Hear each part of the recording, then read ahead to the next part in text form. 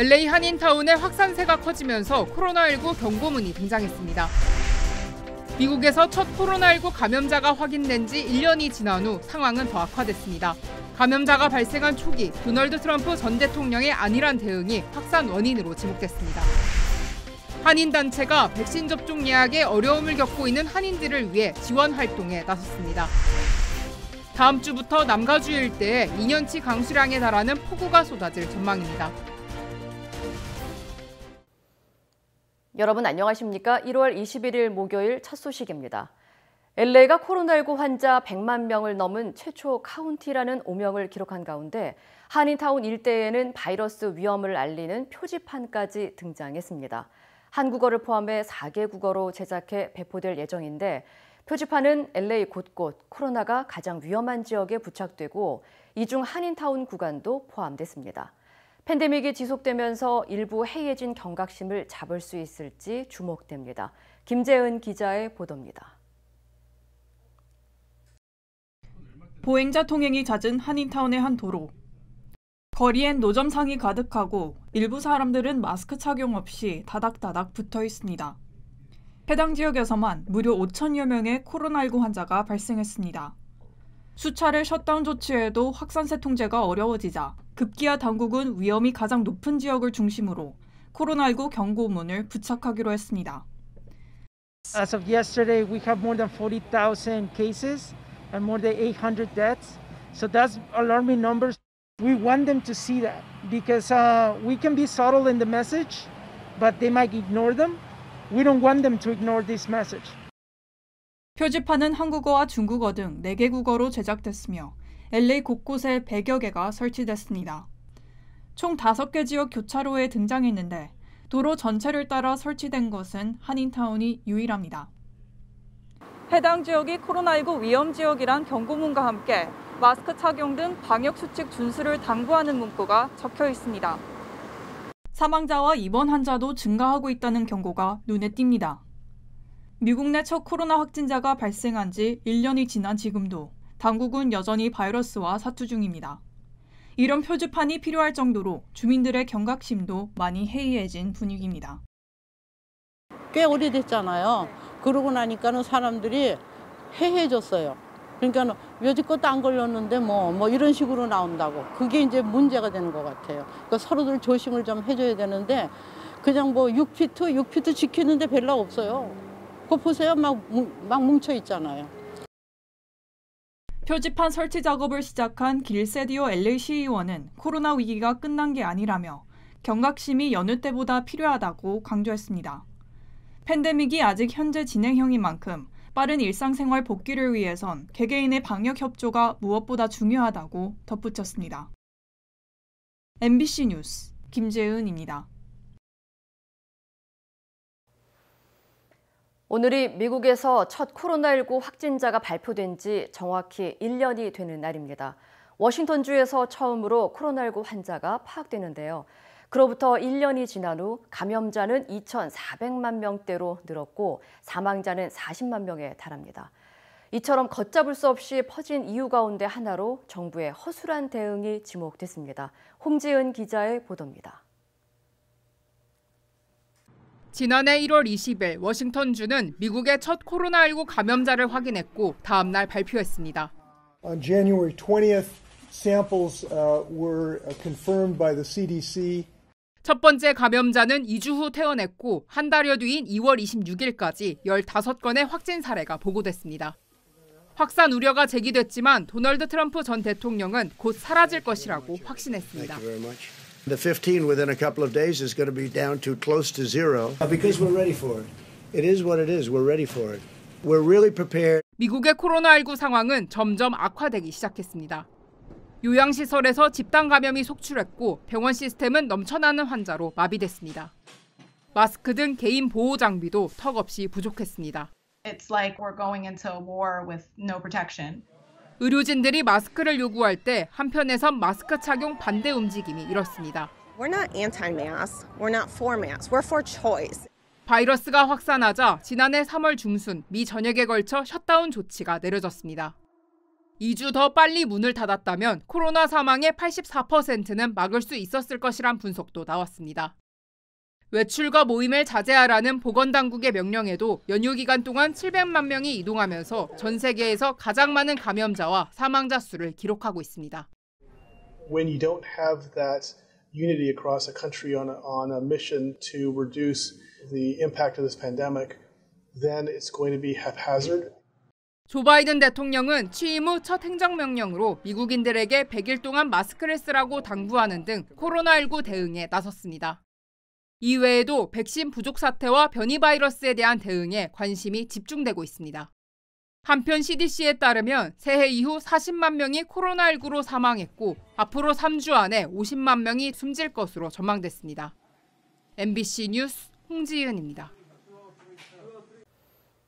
LA 카운티에서 65세 이상 주민들을 대상으로 코로나19 백신 접종이 시작됐지만 백신 부족으로 6월까지 지연될 수 있다는 전망이 나왔습니다. LA 카운티 정부가 코로나 백신 접종 대상자를 65세 이상 주민으로 확대한 이후 수요가 급증하면서 일부 주민들은 백신을 맞기 위해 6월까지 기다려야 한다고 전했습니다.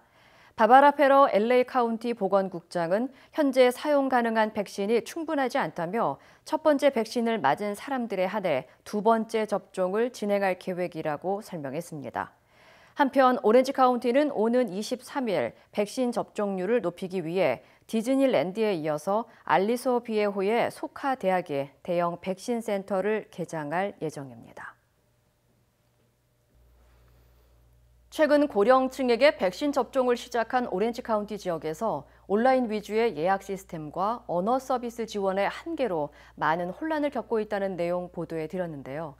LA 지역도 오늘부터 백신 접종을 시작한 가운데 이 같은 어려움을 호소하는 목소리가 커지자 한인 단체들이 직접 지원에 나섰습니다. 여준호 기자의 보도입니다. 오늘부터 65세 이상 고령층을 대상으로 백신 접종을 시작한 LA 카운티. 백신을 맞기 위해선 온라인이나 전화로 예약을 해야 하지만 아직도 이를 모르는 한인들이 태반입니다. 특히 온라인 환경에 익숙치 않은 고령층의 경우 웹사이트나 앱으로 예약을 하는 것 자체가 고난이도 과제일 뿐만 아니라 전화로 예약을 하려 해도 한국어 서비스가 없어 난감해하는 경우가 적지 않습니다. 이 같은 어려움에 도움을 요청하는 목소리가 커지면서 일부 한인 단체들이 자체적으로 백신 접종 예약을 위한 지원 활동에 나섰습니다. 너희도 아시겠지만 너희들이 컴퓨터에 아직 실력이 많지 않잖아요. 그래서 이 로그인하기가 힘들어하시고 또 웹사이트에 들어가서 복잡해 여러 가지로 우리가 웹에 직접 이렇게 연결해 드리려고 인포메이션을 받아서 우리가 사인해서 그 이름과 주소 등등을 이렇게 살펴드려 가지고 약속을 해드리려고 합니다. 언어 장벽 역시 시급한 과제로 떠올랐습니다. 백신 예약 시스템부터 현장에서 백신을 직접 맞기까지 모든 과정을 영어로 진행해야 하는 만큼 영어가 불편한 일부 한인들의 경우 애를 먹는 경우가 많기 때문입니다. 이에 따라 LA시 당국에 백신 접종과 관련한 다국어 서비스 지원을 요청하는 한편 접종센터를 한인타운의 주요 병원이나 시설에 지정하자는 움직임도 일고 있습니다. 그럼 검사소를 백신 접종 그 장소를 늘릴 적에 이런 에스닉 커뮤니티에 해당되는 그런 지역들도 감안해서 그걸 더 늘려달라고 부탁을 하려고 해요. 백신 접종에 대한 정보는 넘쳐나지만 코로나19 확산과 사회적 거리 두기로 고령층에 대한 실질적 도움은 전무후무한 상황. 공공의 안전을 위한 백신 접종인 만큼 한인 사회가 적극적으로 나서 한인 노인층에 대한 지원을 더욱 확대해야 한다는 목소리도 커지고 있습니다. MBC 뉴스 여준호입니다. 다음 주부터 남가주 일대에 폭우가 쏟아질 것으로 예보됐습니다. 국립기상국은 다음 주 캘리포니아를 비롯해 네바다와 애리조나 등 서부 지역에 최대 4개의 겨울 폭풍이 잇따르면서 많은 양의 비가 내릴 것으로 예측했습니다. 특히 남가주 일대에는 앞으로 며칠 동안 최대 3인치의 폭우가 쏟아져 2년치 강수량에 육박하는 비가 일주일간 내릴 전망입니다. 남서부 지역에도 최대 3에서 5인치의 비가 내릴 것으로 예보돼 대부분의 가뭄 해소에도 도움이 될 것으로 기상당국은 예상했습니다. 한편 LA 등 일부 지역에는 내일부터 앞으로 2주에 걸쳐 비가 내렸다가 그치기를 반복할 것으로 전망됐습니다. 조 바이든 대통령이 백악관에 들어간 지 하루가 지났습니다. 백신 접종과 검사를 늘리는 행정명령에 서명했는데요. 트럼프 전 대통령 탄핵은 의회에 맡길 일이라며 한 발짝 떨어졌습니다. 워싱턴에서 여홍규 특파원입니다. 바이든 대통령이 책상 앞에 놓여 있는 행정명령 서류들을 기자들에게 하나하나 설명하며 서명합니다. Next one is setting up the pandemic testing board. 취임 첫날 연방기관의 마스크 착용을 명령한 데 이어 오늘은 백신 접종과 검사 확대 등을 담은 10개 행정명령에 서명했습니다. 취임 이후 처음으로 백악관 연설에 나선 바이든 대통령은 앞으로 100일 안에 백신 1억 회 접종 달성을 위해 총력을 기울이겠다고 거듭 약속하면서 이 기간 동안 마스크를 반드시 착용해달라고 호소했습니다. 아울러 미국을 방문하는 여행객들을 격리할 필요가 있다는 입장을 밝혔습니다. Everyone flying to the United States from another country will need to test before they get on that plane, before they depart, and quarantine when they arrive in America. 바이든 대통령은 코로나19 대응책을 시작으로 앞으로 열흘간 경제와 보건, 이민 문제 등 매일 하나씩 주제를 정해 대응책을 발표할 예정입니다. 바이든 대통령이 취임식에서 통합을 강조함에 따라 트럼프 전 대통령 탄핵을 둘러싸고 백악관과 민주당 사이엔 미묘한 온도차가 감지되고 있습니다. 민주당 소속인 낸시 펠로시 하원 의장은 상원의 탄핵 심판이 머지않아 시작될 거라며 탄핵 추진에 대한 의지를 거듭 나타냈습니다. The fact is, the President of the United States committed an act of incitement of insurrection. I don't think it's very unifying to say, oh, let's just forget it and move on. 반면 백악관은 탄핵 추진 절차 등에 대해선 의회에 맡길 사안이라며 거리두기에 나섰습니다. He's going to leave the mechanics, the timing, and the specifics of how Congress moves forward on impeachment to them. 워싱턴 주요 거리에 설치됐던 철조망과 콘크리트 방어벽들은 하나둘씩 철거되고 있습니다. 하지만 만일의 사태에 대비해 당분간 수천 명의 주방위군들이 남아서 경계태세를 유지할 예정입니다. 워싱턴에서 MBC 뉴스 여홍규입니다. 조 바이든 대통령이 앞으로 100일 이내로 미 전역 대부분 학교 등교를 정상화하겠다는 계획을 발표했습니다. 바이든 대통령은 어제에 이어 오늘도 다수의 행정명령에 서명한 가운데 이 중 킨더가든부터 12학년까지 학생들의 등교 수업 정상화를 위한 행정명령도 포함했습니다. 행정명령을 통해 연방교육부와 보건복지부는 마스크 착용과 검사, 방역 등을 중점적으로 전국 대부분 학교 캠퍼스를 안전하게 오픈할 수 있는 가이드라인을 제시하라는 내용 등이 담겼습니다. 하지만 일각에서는 대면 수업 재개를 위한 100일이라는 기간이 촉박할 수 있다며 앞으로 확산세에 따라 목표를 재조정해야 할 수도 있다고 설명했습니다. 한편 전국 통합교육부의 많은 학교가 이미 캠퍼스를 오픈했지만 현재 킨더가든에서 12학년 학생의 절반가량이 여전히 원격 수업을 하는 것으로 나타났습니다. 조 바이든 행정부가 출범하면서 개인당 $1,400의 3차 경기부양금이 언제 지원될 것이냐에 대한 관심이 높아지고 있습니다. 낸시 펠로시 민주당 하원 의장은 오늘 바이든 대통령의 부양안을 하원에서 오는 2월 1일까지 처리되도록 완벽하게 준비할 것이라며 조속한 통과 의지를 내비쳤습니다. 경기부양안은 하원에서 통과된 후 상원 표결을 거쳐야지만 지난 1차 때의 경우 경기부양안이 상하원을 통과한 후 2주 만에 현금이 지급된 만큼 이번 3차 현금 지급 역시 2월 1일 하원 통과 시점을 기준으로 2월 중순에서 늦어도 3월 중순 사이 지급될 것이라는 분석입니다. 이에 대해 일부 전문가들은 현재 부양안에 대한 상원 공화당 의원들의 반대가 상당한 만큼 법안이 통과되기까지는 진통이 예상되고 액수를 조정할 수도 있다고 전망했습니다. 연방수사국 FBI가 지난 6일 연방의회 인근에 폭발물 장치를 설치한 용의자를 공개 수배한 가운데 신고 보상금을 올렸습니다. FBI 워싱턴 지부는 의회 난입 사태 당시 의사당 인근에 파이프 폭탄을 설치한 용의자를 찾고 있다며 검거를 위한 결정적 제보자에 대한 보상금을 기존 $50,000에서 $75,000로 증액한다고 밝혔습니다. 당국이 공개한 사진에는 용의자가 회색 후드티에 마스크, 장갑 등을 착용하고 있으며 한 손에는 커다란 물건을 들고 걸어가는 모습이 담겼습니다. 앞서 지난 6일 오후 1시쯤 워싱턴 DC 공화당 전국위원회와 민주당 전국위원회 본부 인근에 파이프 폭탄 장치 2개가 발견됐다는 신고가 수사당국에 접수됐으며 발견된 폭발물은 모두 안전하게 해체됐습니다.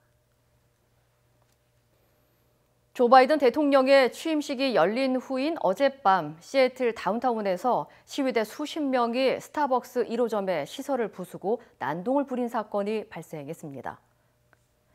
경찰에 따르면 어제 저녁 7시쯤 이민국 정책에 항의하기 위해 다운타운 옥시덴탈 파크에 모인 시위대가 파이크 플레이스 마켓 주변을 배회하던 중 갑자기 스타벅스의 유리창을 깨고 일부 시위대가 매장에 들어가 물건을 훔쳤습니다.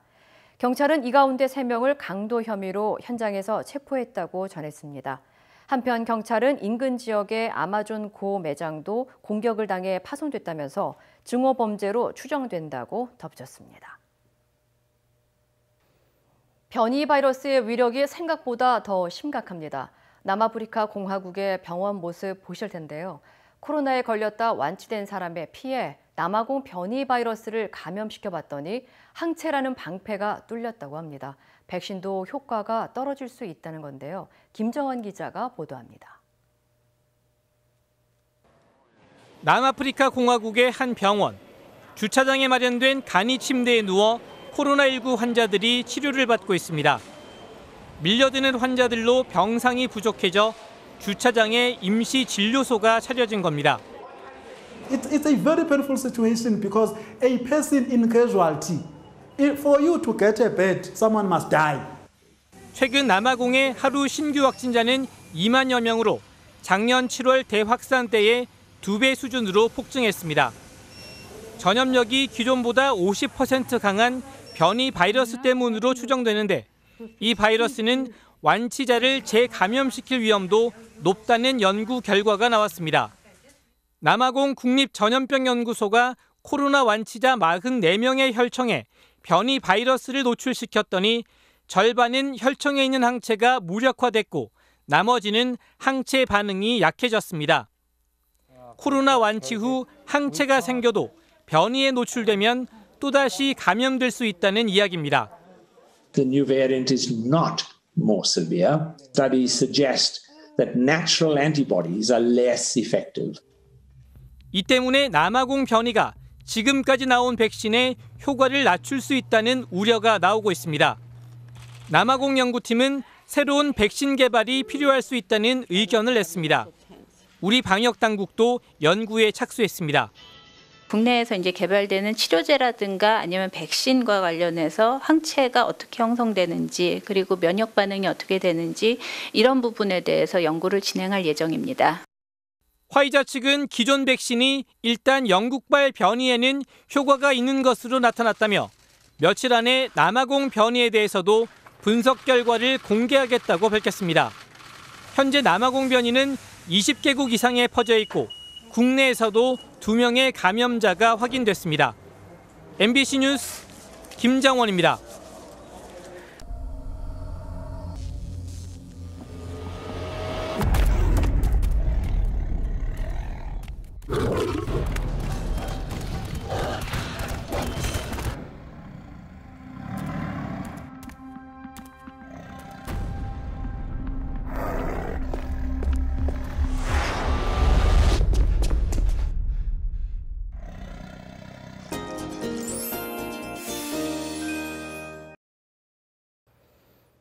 이라크 수도 바그다드에서 자살 폭탄 테러가 발생해 140명의 사상자가 나왔습니다. 한때 이라크 영토를 점령했던 이슬람 급진 무장단체 IS의 남은 세력들이 벌인 테러로 보입니다. 정희석 기자입니다. 연쇄 자살 폭탄 테러가 발생한 바그다드의 중심부 밥 알샤르키 지역입니다. 사람들로 붐볐을 시장 바닥엔 핏자국이 선명하고 폭발에 휩쓸린 사상자들의 옷가지가 널려 있습니다. 현지 시간으로 21일 폭발물을 몸에 두른 테러범들은 시장 한복판에서 큰 소리로 사람들을 불러 모은 뒤 시차를 조금씩 두고 연달아 폭탄을 터뜨렸습니다. اجا وقع هنا قام يصيح اخ بطنه طق ساحق مدري شعال بيده قبل طق علينا هنا طق علينا هنا ثرهم العالم ثروا ما العالم راحت بها كلها راحت العالم هنا.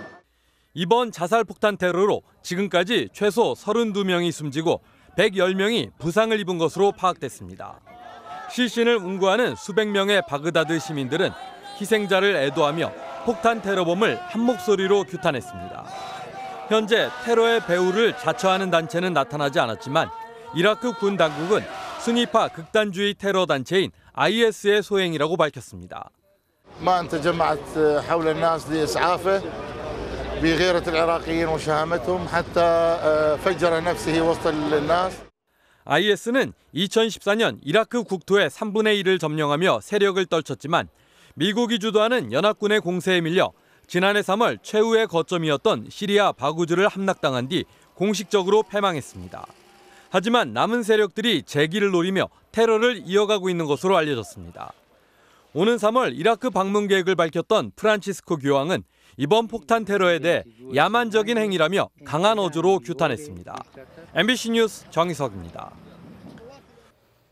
전현직 외교관들이 만든 외교협회가 자신의 건물에 새를 든 대안학교 학생들을 상대로 갑질을 하고 있다는 논란이 일고 있습니다. 윤상문 기자입니다.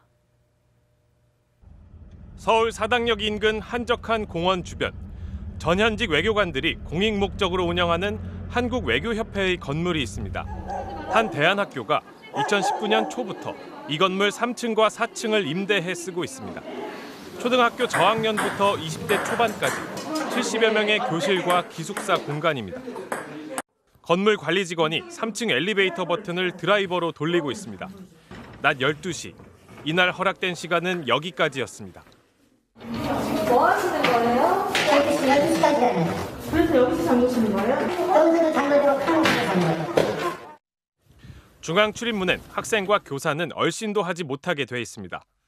저희는 사용 못하고 이분들은 커피 들고 엘리베이터 사용하시고 또 정문 아예 들어오지 마라 우리 학교 애들은. 기숙사에 짐이라도 나르려면 외교협회의 사전 허락을 받아야 합니다. 그것도 변호사를 통해서만 가능하다는 주문. 학교 측 변호사가 외교협회 변호사에게 매번 연락해 허락을 받아도 1층 사용은 금지입니다. 지하 주차장에서 타라고 합니다. 하나, 둘, 셋. 20kg짜리 쌀포대를 옮기는 학생과 교직원들. 매끼 식자재도 흥겹게 계단으로 나릅니다. 그나마 관리 직원이 퇴근하는 오후 5시가 지나면 아예 쓸 수가 없습니다. 이곳은 학생들이 공부하는 도서관입니다. 이렇게 바로 앞에는 엘리베이터가 위치하고 있는데요. 정작 전원이 꺼져 있어서 학생들은 먼 길을 돌아서 와야 합니다. 처음부터 이랬던 건 아닙니다.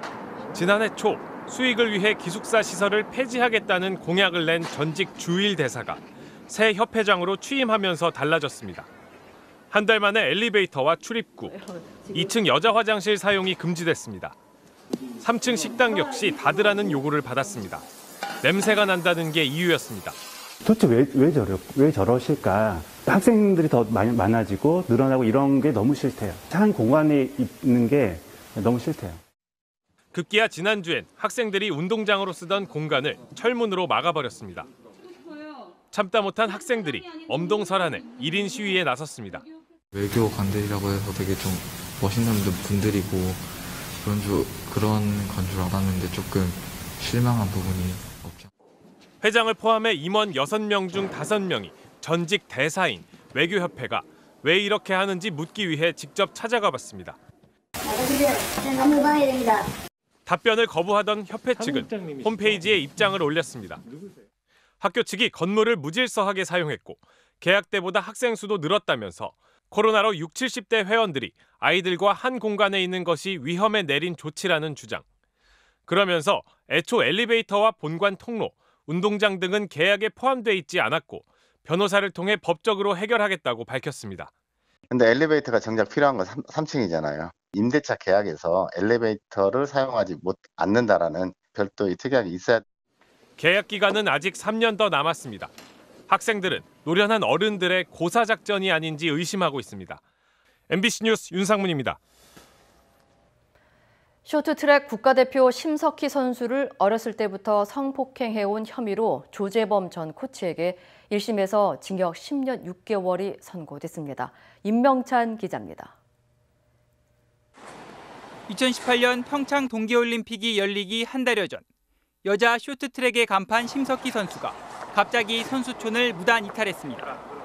조재범 코치의 폭행이 이유였습니다. 앞으로 스포츠판에 더 이상 저 같은 피해자가 나오지 않았으면 좋겠고. 심 선수는 믿기 힘든 폭로를 이어갔습니다. 고등학생이었던 2014년 8월부터 2017년 12월까지 조재범 코치로부터 강제추행과 성폭행까지 당했다는 호소. 결국 조재범 코치는 태릉 선수촌 등에서 30차례에 걸쳐 심 선수를 성폭행하거나 강제추행한 혐의로 재판에 넘겨졌습니다. 검찰은 조 전 코치를 전형적인 그루밍 성폭력 가해자라고 봤습니다. 초등학교 1학년 때부터 지도를 명분으로 피해자를 지배한 뒤 주종관계 속에서 성폭력을 일삼았다는 겁니다. 1년 반 동안 진행된 재판에서 조 전 코치는 폭행과 폭언은 인정하지만 성범죄는 없었다고 반박했습니다. 하지만 재판부는 혐의 대부분을 유죄로 인정하고 징역 10년 6개월을 선고했습니다. 7년간 아동 청소년, 장애인 복지시설 취업도 못하게 했습니다. 재판부는 혐의를 부인하고 있고 피해자에게 용서를 받기 위한 조치를 취하지 않았다고 질타했습니다.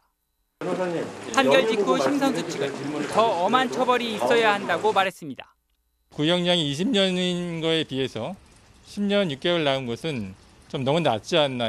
2심에서라도 빨리 모든 것을 인정해서 피해자가 이 사건에서 벗어날 수 있도록. 심석희 선수는 서면 입장문을 통해 우리 사회 어딘가에 있을 피해자들이 자신의 목소리를 내는데 조금이나마 도움이 되었길 바란다고 밝혔습니다. MBC 뉴스 임명찬입니다.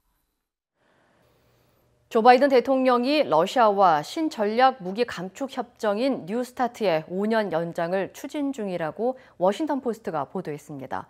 뉴스타트는 오바마 전 대통령 시절인 2010년 러시아와 체결한 것으로 양국의 핵 탄두수를 각각 1,550기로 제한하는 내용입니다. 관련 소식 전해드립니다.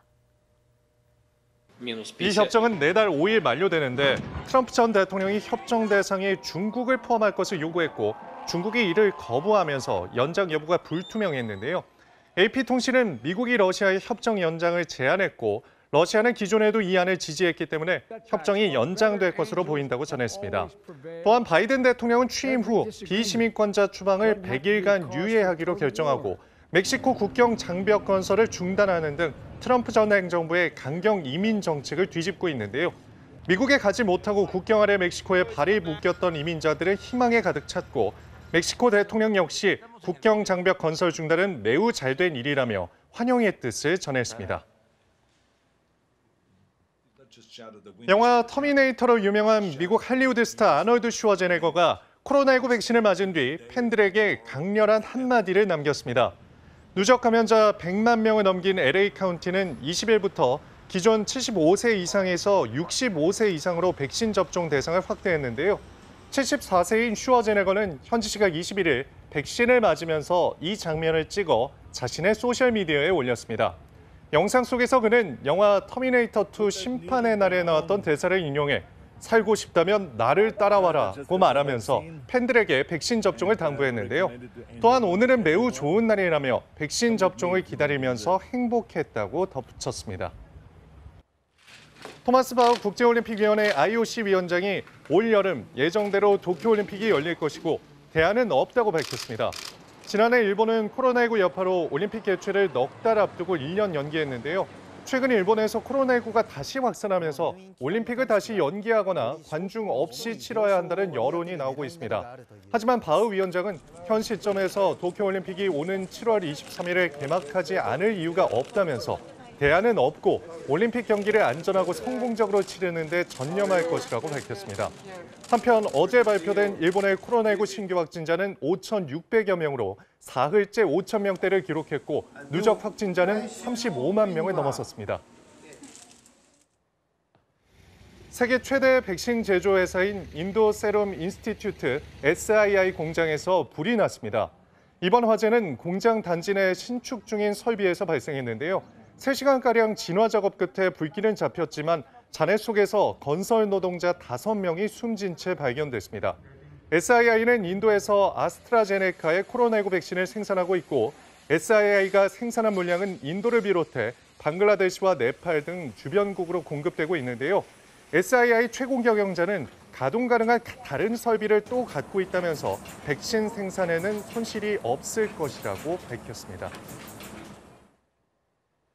종합격투기의 황제로 불렸던 러시아의 표도르 예멜리아넨코가 코로나19로 입원한 것으로 알려졌습니다. 표도르는 지난 9일 체온이 오르고 후각이 사라지는 등 코로나19 증상이 나타났다는데요. 이후 코로나19가 악화돼 폐렴 진단을 받고 병원에 입원해 치료를 받고 있다고 합니다. 정확한 입원 시점은 공개되지 않았는데요. 그의 입원 사실이 대중에 알려지자 그는 직접 SNS를 통해 현재 몸 상태는 좋고 회복하고 있다고 말했습니다. 코로나19 재확산으로 인해 올해 브라질 리우데자네이루 카니발 축제의 개최가 어려울 것으로 보입니다. 리우데자네이루 시장은 축제를 위해 여러 단체의 치밀한 준비가 필요하지만 지금은 거의 불가능한 상황이라면서 올해는 축제 개최가 어려울 것이라고 밝혔습니다. 지난해에는 2월 15일부터 거리 행사가 시작돼 3월 초까지 축제 분위기가 이어졌는데요. 하지만 이후 코로나19가 빠른 속도로 확산해 축제를 취소하지 않은 탓이라는 비판을 받았습니다. 현재 브라질의 누적 확진자 수는 863만여 명으로 미국과 인도에 이어 세계에서 세 번째고 사망자 역시 미국 다음으로 많습니다. 이 시각 세계였습니다.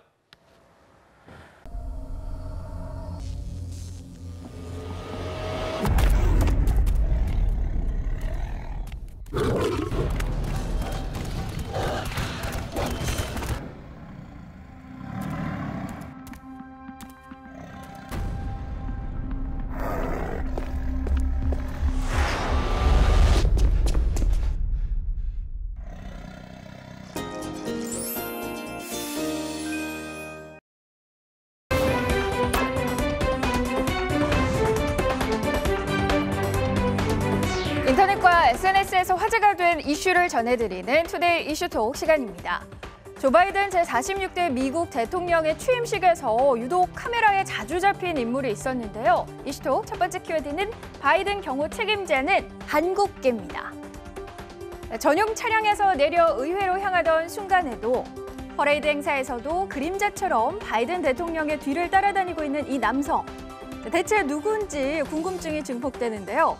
바이든 대통령의 경호 총책을 맡은 한국계 데이비드 조입니다. 국토안보부 산하 비밀경호국 소속의 요원인데요. 트럼프 행정부에서 대통령 경호팀의 넘버 2까지 오른 인물이라고 합니다. 특히 두 차례 북미 정상회담의 경호를 성공적으로 완수한 공로를 인정받아 지난 2019년에는 우수 업무 금메달을 수상했다는데요. 하지만 트럼프 시대에 세운 공로가 자칫 그의 발목을 잡을 뻔했다고 합니다. 바이든 부대 대통령이 지난해 말 경호 요원 일부가 트럼프 전 대통령과 정치적으로 유착돼 있다는 우려가 나오면서 일부 요원을 전격 교체한 건데요. 그러나 데이비드 조는 예외였습니다. 바이든이 부대통령 재임 시 경호한 경험과 함께 뛰어난 실력을 인정받은 건데요. 앞으로 대통령 경호의 1인자로 그의 활약을 기대합니다. 설 명절을 앞두고 고향에 계신 부모님과 친지들께 드릴 선물 챙기고 계실 텐데요. 자, 그런데 중국에서는 선물 외에 지참할 게 하나 더 늘었다고 합니다. 두 번째 키워드는 중국 귀향길에 꼭 챙겨야 할 것입니다. 자, 우리나라 설인 중국 최대 명절인 춘절 때마다 고향에 가려는 사람들로 장사진을 이룬 모습인데요. 그런데 올해 중국에서는 고향 가는 사람들이 챙길 게 하나 더 있다고 합니다. 바로 코로나19 음성 증명서인데요. 현지 시간으로 20일 중국 국가위생건강위원회는 연휴 기간 반드시 귀향해야 하는 사람은 일주일 이내에 실시한 코로나19 음성 증명서를 가지고 있어야 한다고 밝혔습니다. 귀향 후에도 2주 동안 집에서 머물면서 건강 상태를 점검해야 한다고 덧붙였는데요. 중국 정부는 음력설 연휴 기간에는 중국 내에서 통상 연인원 30억 명이 이동하지만 올해는 17억 명이 이동할 것으로 예상했습니다. 이처럼 강력한 조처가 내려진 데는 지난 1월 이후 허베이 스저장 등 농촌 지역을 중심으로 코로나19가 빠르게 확산하고 있기 때문인데요. 중국이 전국 단위에서 국내 이동을 제한하는 조치를 발표한 건 이례적인 일이라고 하네요. 키가 좀 더 컸으면 하는 상상을 현실로 실현한 남성의 화제입니다. 세 번째 키워드는 하루아침에 30cm 키 커진 남성입니다. 자, 어떻게 하루아침에 30cm가 클 수 있을까요? 그 주인공은 어렸을 때부터 농구 선수를 꿈꾼 미국인 알폰소라는 남성인데요. 그는 12살 때 성장이 멈춰서 155cm 키로 16년을 살았다고 합니다. 그러던 중 7개월 전 키 크는 수술을 결심하고 라스베이거스의 한 정형외과 의사에게 찾아가 수술을 진행했다고 하는데요. 약 1시간 동안 이뤄진 수술 후 하루아침에 30cm의 키를 얻었다고 합니다. 그는 더 이상 농구 선수를 바라지 않는다며 현재 걷는 방법을 연습 중이라는데요. 이제는 185cm로 농구 선수만한 키가 됐다는 사실에 만족해하고 있다고 하네요.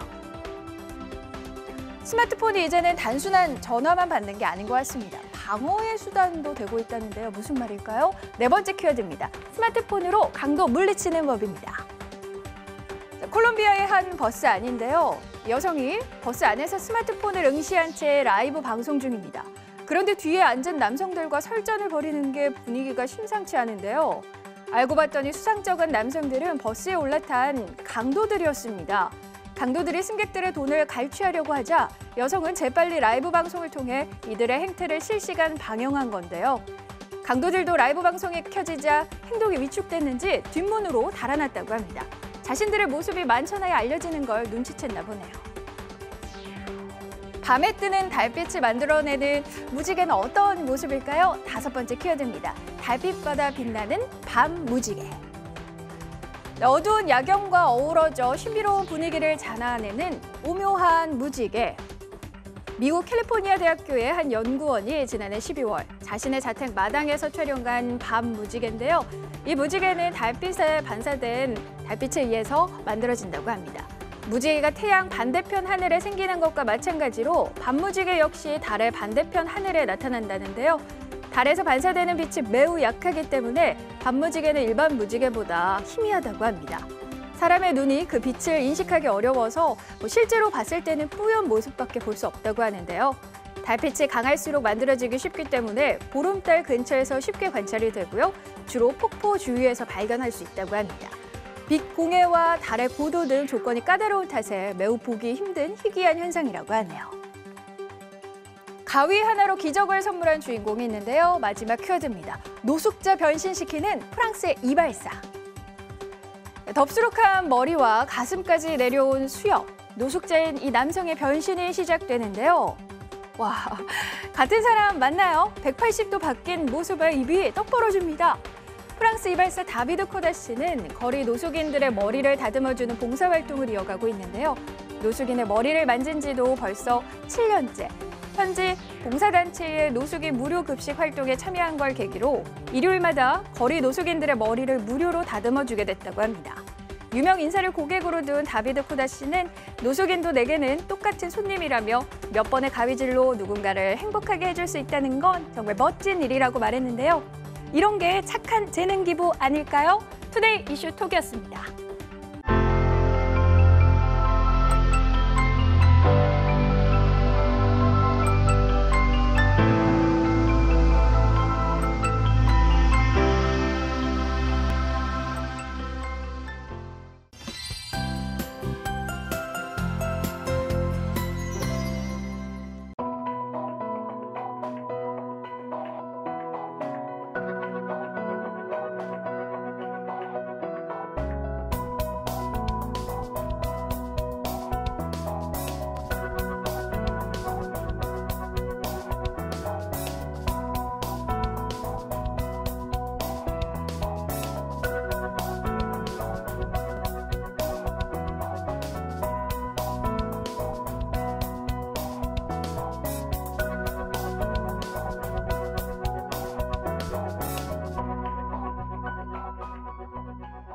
이상으로 1월 21일 뉴스를 마칩니다. 시청해주신 여러분 고맙습니다.